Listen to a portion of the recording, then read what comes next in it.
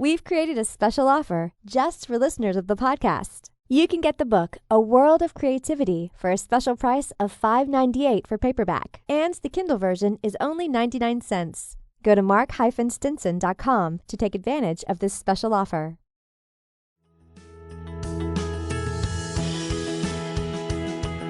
Tap into your most original thinking, organize your ideas, and create the opportunities to launch your creative work. Unlocking your world of creativity with best-selling author and brand innovator, Mark Stinson. Well, welcome back, friends, to our podcast, Unlocking Your World of Creativity. And certainly on this podcast, we've had no shortage of provocative subjects, but none is more provocative than our subject today. What if I told you Shakespeare was a woman? You would say, what a heresy. Elizabeth Winkler has written a book with that title, and we're going to explore that and some other heresies that she's uncovered in writing the book. Elizabeth Winkler is a journalist and book critic. Her work has appeared in the Wall Street Journal, the New Yorker, the New Republic, and many more.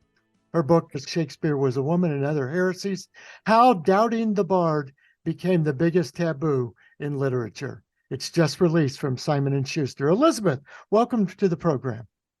Thanks so much for having me. I'm excited to talk about the book with you. Yes, congratulations on its release. Thanks. Yeah, big day. Yeah, exactly. I think we just need to jump right in to this investigation that you have been about, and that is the Shakespeare authorship question. It's lingered throughout history, but it has its roots in controversies about whether Shakespeare produced his own work or not. But what did you find, and what's the premise of your book? I really wanted to understand why this question is so hard to talk about and why it generates such emotional and often furious reactions in people. Because on the face of things, it's just a literary historical question about the authorship of 400-year-old plays, nerdy, kind of academic, but people get really worked up about it. And I discovered that 4 years ago. I published an article in The Atlantic about a new candidate for authorship, and it went viral, and they loved it or they hated it. And I was trying to process the reactions to it. So this book is really about the whole history of the authorship question. It's part literary history. It's also a work of journalism, because I go around and I interview Shakespeare scholars as well as skeptics to lead the reader through this messy, mad mystery. It was so much fun to do. I guess I should explain a little bit about the author question for those who don't know. That'd be great. A lot of thinkers and writers over the centuries have suspected that Shakespeare was a pseudonym for a concealed writer. And pseudonyms were pretty common in Renaissance England. There were a lot of reasons writers might choose to conceal their identity.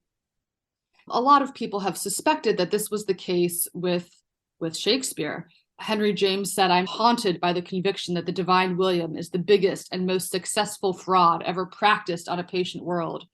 Walt Whitman, the poet of democracy, agreed that there was some other mind behind the plays. Mark Twain said, "As far as anybody can prove, Shakespeare of Stratford-upon-Avon never wrote a play in his life." And he made fun of the Shakespeare biographers, saying they had built up the story of Shakespeare's life with conjectures and inferences, and that he called it an Eiffel Tower of artificialities rising sky high. Vladimir Nabokov wrote a poem about the mystery, saying to Shakespeare, "You easily, regretlessly relinquished the laurels, concealing your monstrous genius beneath a mask." So it's a fascinating question. It's drawn in psychologists, sociologists, historians, theater makers. Supreme Court justices, interestingly, have really been drawn to this subject because it has to do with evidence and how you evaluate evidence. So a number of Supreme Court justices have concluded that they don't think he was the author. But in English literature departments, that question does not really exist. You're not allowed to pursue the question. There's no research into the subject. Shakespeare wrote Shakespeare. Shakespeare's the god of English literature. You do not question this. You don't go there. And to me, that's just fascinating, that taboo. Because if you look at the evidence, and I try to lay this out in the book, it's pretty clear that there's at least a question. It's at least it's something worth asking. So the fact that this is so touchy for people. I wanted to understand why. How did doubting Shakespeare become so taboo? And it's almost like a moral problem for people because he is this God figure. It's immoral to question Shakespeare. There's actually a scholar in one of Britain's great Shakespeare scholars in Stratford-upon-Avon, who I interview in the book. A few years ago, he said, "It is immoral to question history and take credit away from William Shakespeare of Stratford-upon-Avon," which is just a hilarious statement because immoral to question history. Inquiry is the very basis of the historical discipline, isn't it? So it's a really funny topic, surprisingly funny, just because people get so ridiculous about it. Yes. And these closely held beliefs, like you said. Yeah, But exactly. it's interesting, you also, as you're describing some of these interviews and some other journalism and investigative journalism that you've undertaken, it does go beyond the scholar or the teacher's lounge to have this debate. I think about the court case that you referenced in 1964 of someone who died and left a third of her inheritance to the Francis Bacon Society to find some of these manuscripts. This kind of dig deep thought process that you went through. Yeah, it is the biggest mystery in the history of English literature, I think, who wrote the works of Shakespeare. And so naturally people get drawn into it. And they especially get drawn into it when they realize that a lot of what they've been taught about Shakespeare or what they thought about Shakespeare is pretty shaky and rests on imaginative conjecture over the years that scholars have built up to try to explain how these works were written. And when you start scratching the surface, you realize, oh my gosh, there's so much we don't know, and so many things that even the greatest scholars of Shakespeare can't explain about the works, about how they came to be written. So that just makes it this, people get drawn into it because they feel like they're in a life detective story trying to figure it out. And that's part of the attraction of it. But it also is because I think it ends up being about bigger things even than Shakespeare, although Shakespeare's so big. How can you say there's something bigger than Shakespeare? It's really about the problem of history, which is how we know what we think we know about the past. It's about the problem of authority, of who has the authority to determine the truth about the past and these contesting versions of history that you get. And it's about the nature of belief, which applies to so many topics. Well, it does. And I'm glad you brought this up because I was interested in this, the larger problem of historical truth, right? Even in our family dinner tables or holiday gatherings, you're reminiscing about something and one of your family members says, that's not the way it happened at all. Or you're in a cross-generational group and somebody says, remember this event in history? And you go, I was there and that's not how it happened at all. And there is this bias towards subjectivity, towards what one believes really happened. And if you weren't there, then you might disagree. Yeah, it's the problem of arriving at objective historical truth about anything to do with the past, because history is the accumulation of little pieces of evidence that we find and put together, and so much is missing, and it's about how it's interpreted, and it's interpreted differently by different people at different points in time, isn't it? So our accounts of the past change and they get rewritten as we discover more things or as new scholars come along and take the same evidence we've had and interpret it differently or bring their own perspective to the interpretation of the past. So history is not a static thing. It's constantly changing. It's constantly evolving. The things that we thought we knew about the past get revised. I think about something like Thomas Jefferson and his relationship with his slave, Sally Hemings. And for years, historians rejected the notion that he fathered children by his slave because Thomas Jefferson, father of the Declaration of Independence, that's too much. Don't want to say that. DNA evidence now proves that he did, and there's a whole, at Monticello, his home, there's a whole exhibition about it. This is just the nature of historical research and historical truth. It does change, but people have a really hard time letting go of the history that they first learned and the one that they believe in. And when someone comes along and says, that might not be the case, something's wrong here, they really hold tight and try to defend. It's an interesting psychological phenomenon too, ultimately, the way people dig in and try to defend the version of history that they like and they became attached to, and new ones feel threatening. Yes, terrific. My guest is Elizabeth Winkler. She's the author of a brand new book just released, Shakespeare Was a Woman and Other Heresies. Elizabeth, in addition to the subject of the book and the details of the stories, I also wanted to talk, and in this podcast, we like to discuss process and how the book developed for you. And everything we're Sure. talking about now, about how we maybe reinforce our own truths. Did you come up with this premise of the book and then go out and find evidence? Or did you say, I have a question about this and I want to gather the bits and the stories and then see what comes out? I'm just curious as how the trail of the process worked for you. I had studied Shakespeare as an English literature student in college and graduate school. I had heard that there was a question about the authorship, but I really didn't pay much attention to it. I studied the plays like most students do. And the authorship question, wasn't discussed in my classes. I didn't even think about it. And then years later, there's been so much revising of history happening in our culture, whether it's African American history, women's history, the history of the South in this country. And I was really interested in, I remembered that there was this question about the authorship, and I wanted to understand how it was possible that great minds like Henry James, Mark Twain, Walt Whitman, Vladimir Nabokov, Supreme Court justices, why did they doubt Shakespeare? So I just started reading about it.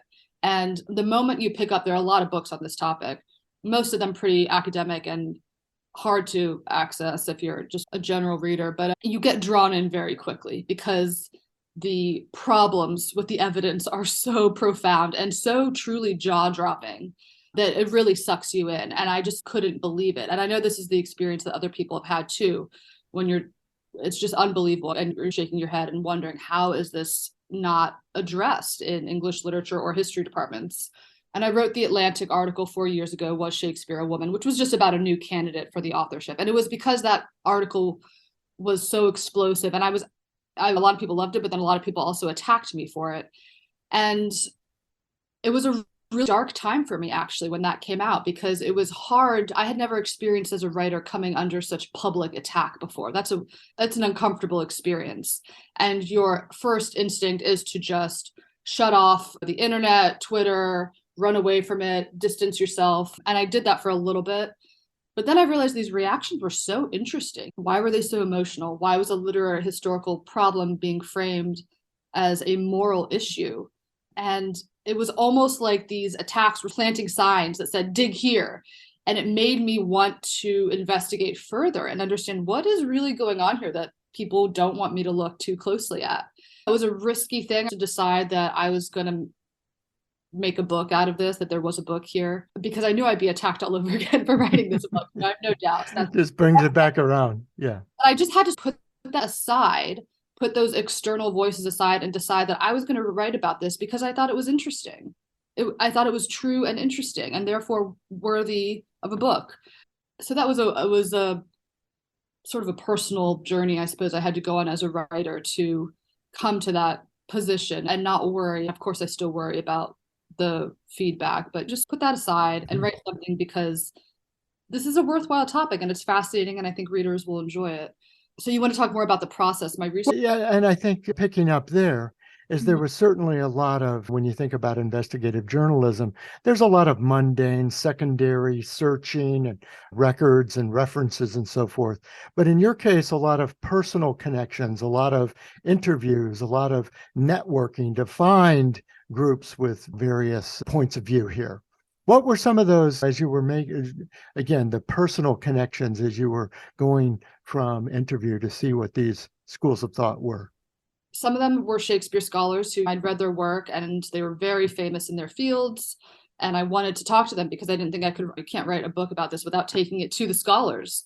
I set up interviews with them. In some cases, there's one scholar who tries to get out of meeting with me and bails on the evening before our interview. He tries to cancel. And so there was a lot of sort of persuasion I had to use to get some of these people to talk with me. And I said, look, if you don't like my questions, you can chuck your tea at me. I won't complain. And sometimes you use humor and just a personal touch to reach people, because ultimately it was silly to say he was being a coward, essentially, it was like, come on, this is Shakespeare. No one's life is at stake.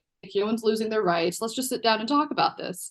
And we ended up having, that Sir Stanley was a professor in Britain, and we had a 2-hour interview. Other people did refuse to meet with me, but so part of this book is also about the struggle and the way the professors tend to be very shut down and closed off about the question. And one thing I had to decide to do in the book was, what do I make of those rejections of the people who wouldn't talk to me? And I realized that was part of the story, that I put them in the book. They're obstinacy and their sort of closed positions on this.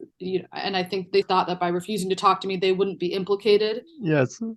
But they're in there. Their rejections. I don't care if you don't talk to me. You're still making the book. Yeah. One of them wrote correspondence, wrote letters with the Supreme Court Justice John Paul Stevens, the late Justice John Paul Stevens. And so even though this professor, James Shapiro, wouldn't speak with me, I had access to his correspondence with a Supreme Court justice. And so I went to the Folger Shakespeare Library in DC and I read that, and it's in the book. And so his voice is very much there. He didn't escape entirely. Then other people, there's a whole world of, it's like this weird underworld of people who are fascinated by this subject. And when you research it, and you start reading books and you discover YouTube videos and conferences that they have, you just get to know that community. So I just started having conversations with people, exchanging emails, reaching out to them. And eventually I set up these interviews where in one I go and interview Alexander Waugh, who's the grandson of the great English novelist Evelyn Waugh. And he's one of the sort of leading skeptics in Britain today who believes Shakespeare was a pseudonym for another author. And there's a whole chapter where I spend with him in his country house in England, and he's quite a character, really funny, and he pulls no punches. He just lets loose on the scholars and what he perceives to be their total idiocy, I guess, on the topic. He's pretty entertaining. Another person is Mark Rylance, Sir Mark Rylance, who is the famous actor, and then he was also former artistic director of the Globe Theatre in London. I'm trying to think what people might know him from. He's been in so many Hollywood movies lately. But he's, I don't know, Wolf Hall. He's plays Thomas Cromwell in Wolf Hall. That might be what people most recognize. And he's devoted his life to Shakespeare as an actor and a director. And he also believes the plays were written by another person or group of people. He takes more of a collaborative view of the plays, that they were written collaboratively. And he was very happy to talk. And so you just reach out to these people, and a lot of them are excited to share their views and their theories about the authorship. And people often they want to have their voices heard. And so unless they think a journalist is going to undo them in some way or uncover their weaknesses, their sort of nonsense in their thinking, those are the people who try to avoid you. Other people really want you to tell their story for them. And they're happy to have someone come and sit quietly and ask them questions and give them a platform. That's right. It was fun to go around and have all those conversations. And it becomes this journey for the reader through different theories. And I introduce you to the different theories and let the reader make up their mind about who they think the author was. And I'm actually not arguing that it was a woman or that it was this particular person or that particular person. It's about all the heresies and the different that have been proposed over the years. Very let good. the reader decide what they think happened. Right. And you mentioned a moment ago that most of these books are at a very academic level, but you chose to take a more general reader, really try to bring in maybe the layperson, the mass reader, instead of only the academics. Yeah. What did you think that the rest of us, I'll say, could benefit from reading this book and learning about these controversies? There hadn't really been a book for the general, like a trade book for the general reader on this topic. And I thought that was a big hole, basically, in the literature on this subject. And a lot of them are, they're written in maybe a very academic way or not super. But the thing is that this is fundamentally a mystery. It's a detective story. And so the narrative structure that it lends itself to is inherently very gripping. If you use the mystery that's already built into this question to structure a story, you have a page turner. So I think people just haven't found the right format, perhaps, or structure. The biggest thing for me with this book was figuring out how to structure the narrative, because it is a lot of information. It's about a lot of history and literary discussion and going over several centuries, and it's massive information. But I put myself in the narrative. That was the main thing I did, just lead the reader through it. So I'm taking you on this journey as I go around and interview people and as I explain the whole sort of mad terrain. So I'm leading the reader through it, and you have a voice that you can grab onto, and it makes it more personal and more intimate, more fun, rather than a really distant third person, impersonal narrative voice. And I use the techniques a little bit of thrillers, not, I don't know if I should say thrillers, but suspense techniques where I let the reader know that this interview is coming up and they are excited about it. And then I move back into history for a little bit. You have to eat your vegetables first before you come back to the fun stuff. Yes. They have to know this information to fully appreciate what's happening in the interview. And then I bring them back. So it's weaving things back and forth and playing with the reader and keeping them wanting more. Very good. It's a terrific book, and I look forward to now seeing it in print. And I know you're excited that it's out there. Now, speaking of interviews, now the tables are turned. You're being interviewed. You're doing your book tours. You're doing radio podcasts like this, print reviewers. How does it feel to be on the other side of the microphone and notebook? It feels very odd indeed. I have to. I like being in control of an interview and being the one asking questions. It's also helpful to understand, the dynamics of an interview then, and you know what to be wary of. But it's fun to talk about the book. It's fun to share it with people. Yes, indeed. And what's next for you? Is there anything else that you're beginning to formulate or think about, even beyond the Shakespeare book? Right now, I'll be doing book events here in LA, New York, DC, and various interviews, sharing the book, talking about it. What's next? I'll probably continue writing essays and articles. For now, I'll go back to something a little bit more low-key. It's an intense experience to work on a book for a couple of years, so I look forward to stepping back from that for a little bit. But I do want to write another book because it was such an amazing experience. You grow so much as a thinker and a writer when you're really on your own, sort of groping in the dark, because no one can tell you how to write a book. Every book is different. You can study the writers that you love, and I did that. I really looked to the journalists who have written works similar, I think in a similar sort of genre or style to mine. My favorite journalist is Janet Malcolm, and I really used her as a sort of guiding light. But no one can tell you how to write your book. Even your editors can't tell you. So you really are on your own, and you have a lot of dark periods that you go through, and you just have to trust that you are going to get through them. And of course, there's all the challenges of the writing process and getting stuck in a certain chapter or section and how you work your way through that. And you learn to trust yourself, and amazing things come out of it. You have to dig so deep that you write things that you didn't know you were capable of writing, and you come up with ideas that you didn't know you had about this subject because you're in it and it's simmering in your head all the time. And I just learned so much about the book writing process that I'm excited to do it again. Yeah, fantastic. And leave us with some inspiration or encouragement for the writers who are out there in the audience working on a book like yours, where they've been putting all the pieces and all the evidence and all the references and interviews together and say, wow, this seems a little overwhelming. How do we get over that hump and still get the work out into the world? It is so overwhelming when you compile all that information. There's so many stages of organization. You have a chapter outline to begin with, and you have a sort of structure to organize all the research you've done. But inevitably, at least in my case, I found the structure changes, the chapters get moved around as you're working on it. And that's okay. That's just what happens. As you're doing it, you realize this needs to go here, that needs to go there. And it keeps evolving and shifting. And that can be stressful, but that's just part of the process. The most important thing I think I found, oddly, learning how to get up from my desk and walk away from the screen when I'm stuck, because you can really punish yourself sometimes just trying to work through a part of a chapter that's just you can't get it right. It's not coming. You're stuck. You don't know what's wrong, and you keep going over and over, and you don't want to let yourself get up from your chair until you've got it right. But then I would get up, I would go for a walk or go for a run, do something totally mindless. And somehow it's this amazing thing that when your body moves, your mind starts moving too in a different way. And psychologists have actually done studies of this, why so many writers are walkers, because something about moving your body just helps your mind shift gears. And somehow the problems would work itself out in my head as soon as I just got away from my desk and did something else.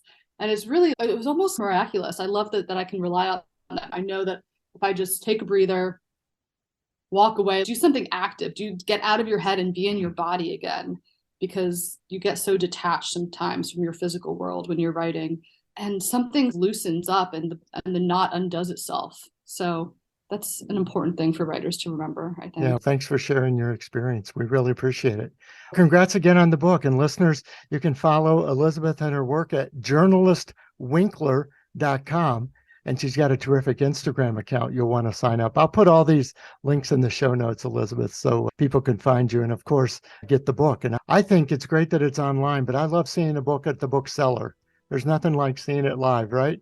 Today, go get it. Yeah, very good. Well, my guest has been Elizabeth Winkler, a journalist and a book critic, and now an author of a book, Shakespeare Was a Woman and Other Heresies. It's just released from Simon & Schuster.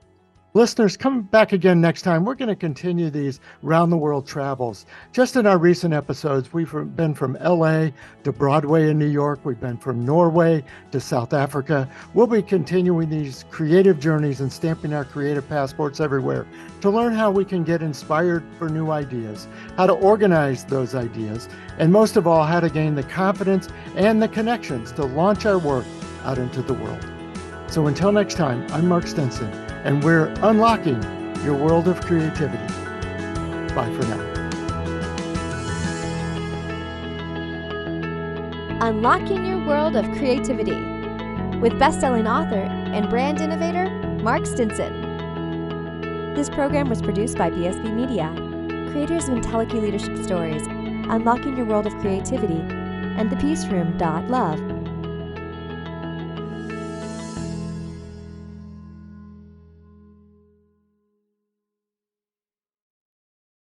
Our podcast is supported by Adobe and the Adobe Creative Cloud, the world's best creative app and services, so you can make almost anything you can imagine wherever you're inspired.